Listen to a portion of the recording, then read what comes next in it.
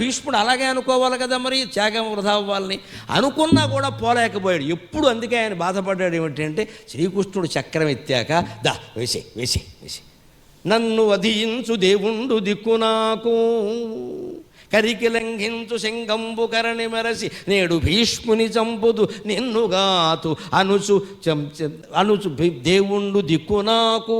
నా మీదకొస్తున్న దేవుడు దిక్కు నాకు అని కూర్చుంటే కృష్ణ పరమాత్మ వెయ్యలేదండి. జీవుడు కోరుకున్నా ఇవ్వలేదు. ఆయన అనుకున్నాడు నిజంగా కృష్ణుడు చక్ర ప్రయోగం చేస్తే ఇప్పుడు పోవాలి అందాం అనుకున్నాడు. ఈయన చెయ్యలేదు, వెనక్కి వెళ్ళిపోయాడు. ఎందుకని? ఈ జీవుడు మోక్షం పొందాలి. భీష్ముడు మహానుభావుడు, సామాన్యుడు కాదు.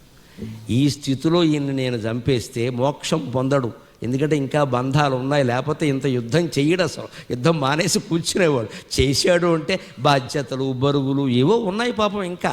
అందుకని ఇవన్నీ పోయి సంపూర్ణ అద్వైత జ్ఞానం పొందాలి అంటే ఈ పెద్ద మనిషి కేవలం పతనం అవ్వాలి, మరణం చెందకూడదు. తర్వాత విష్ణు సహస్రం చెప్పాలి, తద్వారా అద్వైత జ్ఞానం పొందాలి. అప్పుడు మాత్రమే ఈయన ముక్తి పొందాలి అని కృష్ణుడు చక్రాన్ని వెనక్కి తీసుకున్నాడు తప్ప భయపడి కాదు, బాధపడి కాదు, మరో రకంగా కాదండి.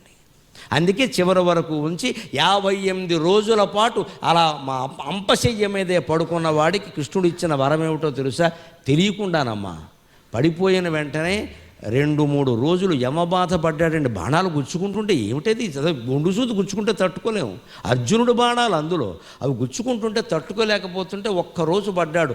రెండో రోజుని